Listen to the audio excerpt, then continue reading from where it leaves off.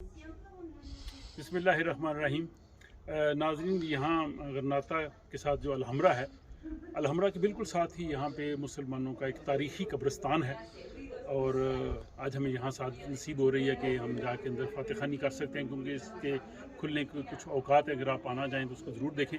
और यहाँ पे बहुत सी अजीम शख्सियात मदफून हैं, जिसमें एक बहुत बड़ी शख्सियत जिसका पाकिस्तान के साथ भी ताल्लुक़ है, वो मुफस्सिर कुरान भी थे, मुफक्कर भी थे, अल्लामा इकबाल के साथी भी थे। तो हम अभी चलते हैं और उनकी कब्र पे हम फातिह खानी करते हैं। तो आप आइए हमारे साथ।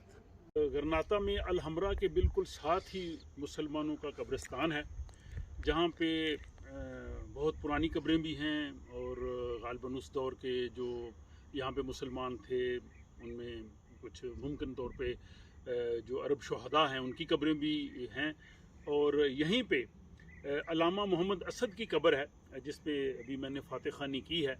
अल्लामा मोहम्मद असद जो है वो ऑस्ट्रेलिया में पैदा हुए थे। वो बुनियादी तौर पे यहूदी थे, फिर वो उन्होंने दीन इस्लाम को कबूल किया। वो सऊदी अरेबिया भी रहे। 1932 में उनका अल्लामा इकबाल के साथ उनकी मुलाकात हुई। वो इस्लाम के लिए उन्होंने ज़िंदगी वक्फ़ कर दी। वो मुफक्कर इस्लाम थे, राइटर थे। कुरान मजीद का उन्होंने तर्जमा किया, दी मैसेज ऑफ कुरान के नाम से। और भी उन्होंने किताबें लिखी। फिर वो जब पाकिस्तान बना तो वो नज़रियाती पाकिस्तानी बने और उनको पाकिस्तान की शहरियत दी गई। अक़वाम मुत्तहिदा में पाकिस्तान के जो है वो मंदूब रहे, पाकिस्तान के लिए सफारती खिदमात सर अंजाम देते रहे। तो पूरी उम्र उनकी इस तरह से गुजरी। वो 1900 में पैदा हुए और 1992 में, जैसे उनके लौ पे भी लिखा है, उनका इंतकाल हुआ। और वो यहीं गरनाता में रहते थे और यहीं जो है वो मदफून हुए। और आज चूँकि ये कब्रिस्तान खुला था, हम यहाँ अंदर आए हैं और आके हमें जो है वो फातिह खानी की सादत हासिल हुई है। तो यहाँ अगर आप अलहमरा आएँ तो इस कब्रिस्तान में ज़रूर देखें, जिसमें बहुत से और भी जो हैं शहीद और बड़ी अजीम शख्सियात जो हैं वो मदफून।